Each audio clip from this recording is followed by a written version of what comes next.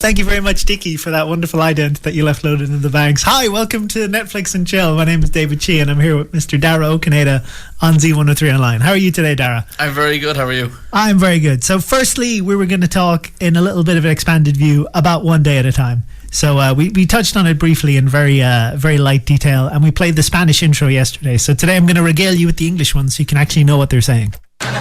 This is it. This is life, the one you get to go and have a ball. This is it. Straight ahead and rest assured, you can't be sure at all. So while you're here, enjoy the view. Keep on doing what you do. Hold on tight, we'll muddle through one day at a time. So up on your feet, somewhere that music plays. Don't you worry, no. Just take it like it comes. One day at a time. One day at a time. One day at a time. One day at a time. One day at a time. Yeah, I really like that theme song. So this is based on an old sitcom property developed by Norman Lear. And that one was just about a regular woman trying to raise her two daughters after she split from her husband. And that was kind of controversial at the time because, like, oh man, divorce is controversial because we're in the old world. And now there's lots of... Imagine if this came out back then, because there's a lot of themes in this. They tackle a lot of themes. Yeah. The most recent episode of this I've seen, spoilers, but tough, is the Cuban immigrant, Afghanistan vet mom realizes that her lesbian daughter has rented a hotel room on their credit card to lose her virginity to her girlfriend for the first time. And she tries to have the parents talk with her, but she's like, I don't know what to tell her. I know what to tell her if she's going out with a boy, but I can't be like, don't get pregnant, because that's not how it works. So she has to go out drinking with a friend of hers who's a lesbian to get coaching before she goes and talks to her daughter. I actually love her is it Rhonda, isn't it? Rhonda, yeah. Rhonda. She only appears for lesbian sex advice every now and again. It's like, I don't know how to talk to my daughter, and that's when you see her. That's what she's like. Even she herself says, you only seem to want me when you want advice. Yeah. It's great to see you. What's wrong with your daughter? Like, I don't only see you when I need advice from my daughter. Like, yeah, you do. It's fine. And I think she goes, I like being your lesbian Yoda. Yeah, which is brilliant. And then she goes, bleep, bloop, bleep, bloop. Let's get some more drinks. And she's like, well, I don't know who Yoda is. Leave me alone. But yeah, so the characters in this, there's the mom who's called Penelope Alvarez. A.K.A. Lupe. Yeah, because everybody in this, it's a thing that I also didn't know about Cubans, is that every Cuban has a name and a nickname. Yeah. So she's called Penelope, but her nickname is Lupe. And she's trying to raise her kids on her own because the husband she was with, they were both army veterans. And he basically succumbed to, in untypical sitcom fashion, severe alcoholism, PTSD and mental problems. So she basically had to break up with him for the good of herself and the kids. Yeah. And they established it a lot that it was pretty begrudging on her part because she still really loves him, but he will just ruin all of their lives if he's around, so she had to cut him loose. Yeah, there's the love is still there, but like you said, she's thinking of the future. He is a bad influence in the end. Yeah, but he still they all love each other and everything, but as a family dynamic, it doesn't work. Yeah. So they all sort of decided that they had to split, and then another main character we have is Lupe's mom, her name is Lydia, but her nickname is Abuelita. Abuelita is Spanish for grandmother. Okay, abuela, the abuelita, little grandmother, grandmotherine. Oh, that's great. Yeah. That's great. Little iPod at the end, as we do in everything we do in Irish. Exactly. And she's a pretty glamorous character played by Rita Moreno. And I think only in the most recent episode did she really let her super heavy put on Cuban accent slip, and she just sounded like a regular American for a sentence and a half when she was arguing with the guy at a shoe store. And I was like, oh my god, I can't believe they left that in. She just forgot to do her accent and sounded completely different. But she's super glamorous, and she will often talk about how as a kid she fled Cuba to get away from Castro, and she'll never go back. And she misses her family, but she's very proud of her Cuban heritage, and she's very proud of her American culture. So she's like your typical first generation immigrant. So she's a good show on the whole thing. And then the two kids are Elena and Alex. I forget Elena's nickname, but Alex's nickname is Papito, which probably means little guy. Yeah, like Papi is like Joe Dad, Papito, little dad guy. Little man. Yeah, little man. Little man. Little dad guy. I don't know. And they're both great. I think the daughter, Elena, is probably the worst actress in the show. Like, I don't want to necessarily single her out because everybody else is really good, but she reminds me of like, I never watched any of the Disney shows like Cory in the House or that sort of thing. I never watched it. I was a little bit too old for those. Yeah. But when I'd be watching by the television, I would notice that everybody would act the same with like big surprised eyes and big like yuck faces. She acts like those shows I saw, and everybody else kind of acts like a human.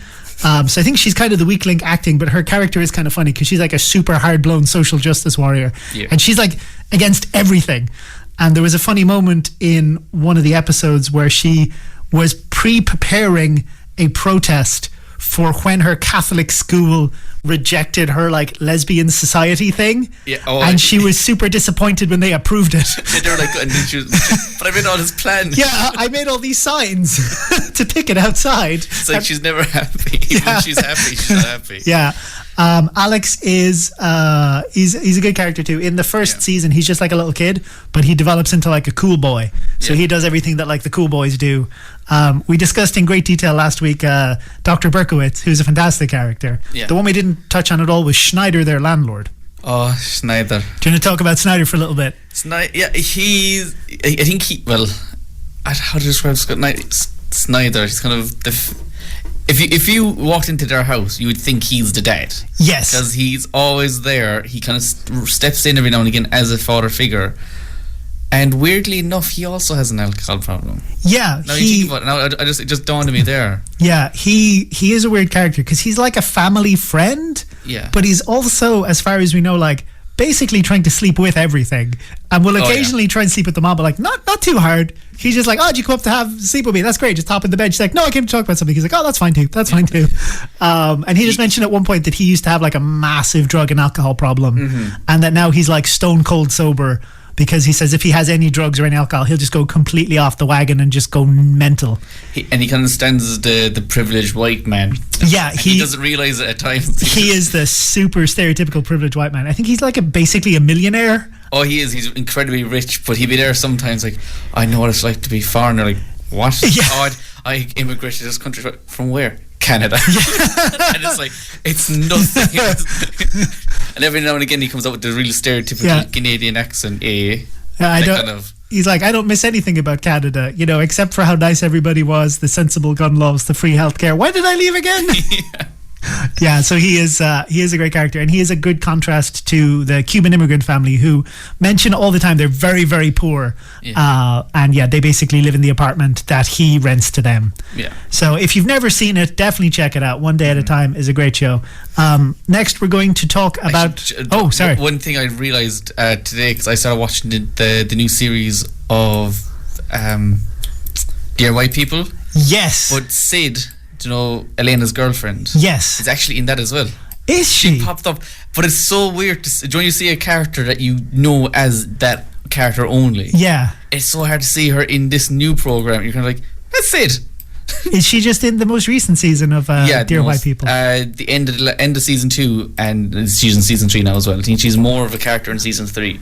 They kind of introduced her and a lot of characters in season 2. Oh, okay. Yeah. Okay, that's interesting. Because a side note. We were considering discussing Dear White People, but as to Dear White People, we felt a little perhaps under-equipped to discuss the undertones of that particular show. So we're going to be back with some Castlevania after this. And we're back, and now we're going to be discussing briefly Castlevania. So, Dara, have you seen much Castlevania? I've seen the first season, and I started season 2, but I'm yet to finish it. Okay, I just faded in the intro theme under us there because it's a nice little instrumental thing. What was weird for me about Castlevania, being a huge fan of games and stuff, is that in the last couple of years, basically Konami, the company who own Castlevania and like Metal Gear Solid and all these blood franchises, basically said, lads, making games is too expensive. We're just going to basically make slot machines from now on. So we're going to have a Castlevania slot machine, a Metal Gear Solid slot machine. We just make it and put a sticker on the front. People give us hundreds of thousands of yen. Just pop it in there. We don't have to do any work. We're just going to do this from now on. And everybody's like, oh, that sucks. There's not going to be any more Castlevania properties. There's not going to be any more Metal Gear Solids. Like, none of these beloved games will ever appear again. And then it's like, oh, there's a Castlevania Netflix series with an incredibly high budget out of nowhere. Not promoting any game, not promoting any property, and it's like sort of Japanese style animation, and that correctly looped, and featuring like some top quality voice actors. Like Richard Armitage is the main voice actor in this, and he's the main the main dwarf from the Hobbit films. The one who's kind of like attractive and actually looks like a human. Yeah. Can you remember anything about this, Dara? I think I've watched this more recently than you. Yeah, I'd say you be the expert now on Castlevania, to be honest. Trying to think. No. Oh, okay, that's fine. Yeah, sorry. The basic premise is, because all of the Castlevania games is basically about, Dracula's castle has appeared and someone has to go and kill Dracula. But because Dracula's castle reappears every 100 years, it's always a different main character. The only sort of consistent thing is Dracula. Yeah. And in this one, it was kind of weird. They killed his love. Yeah. It basically starts with showing Dracula being in love with a human and like deciding to pack in murdering the world and like deciding to be a good guy. It's like, I'm going to stop trying to bring apocalypse to the world. Yeah.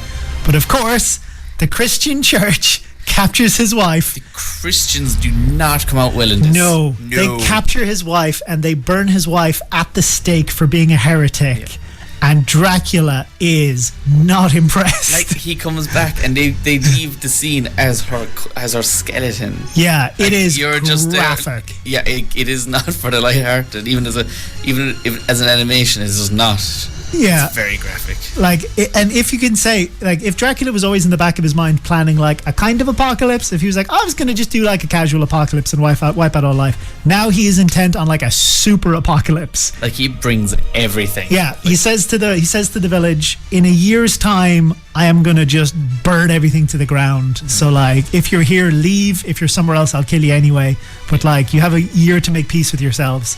And when that year comes up, man, it is graphic. There is people being ripped in half. There is like intestines. There is. Oh yeah. It is so violent, but it's like very good. And then the main plot impetus then is that you've got our main character. I think it's Trevor Belmont. There's a lot of Belmonts. Yeah. Trevor Belmont. And Trevor Belmont is trying to basically defeat Dracula, but he is like a washed up kind of drunkard hobo. He has incredible talent. He's really good at killing things, but he's just a bit washed up and lazy, and he just doesn't want to do it. Like, whatever you want him to do, he doesn't want to do it.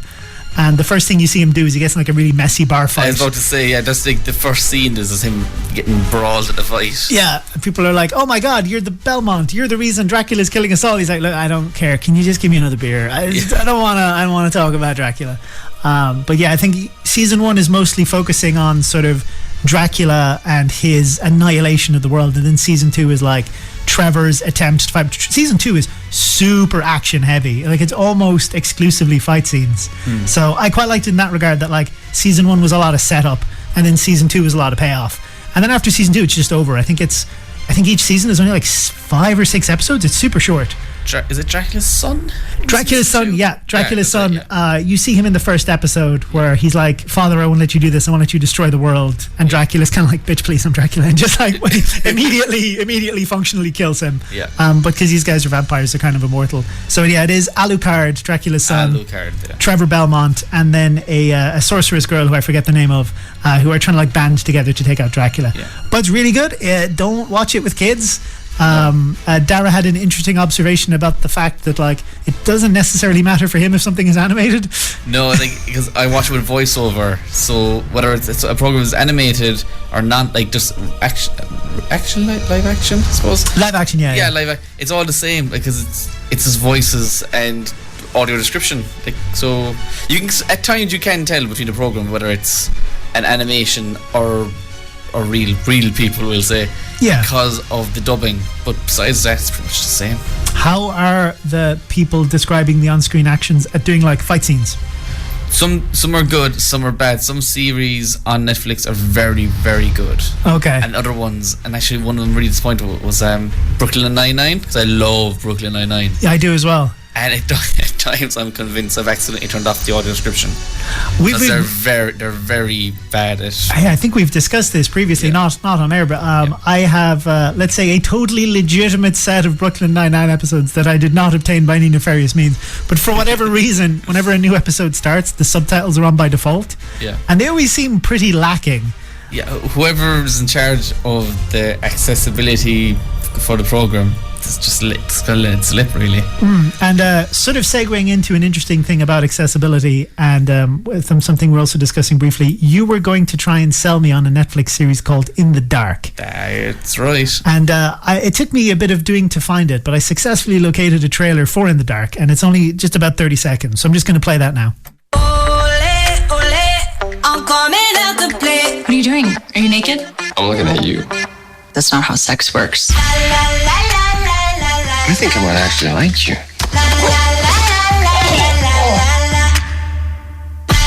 You're messing with me. You're not really blind, right? She is. Why don't you look blind? Same reason you probably don't look stupid.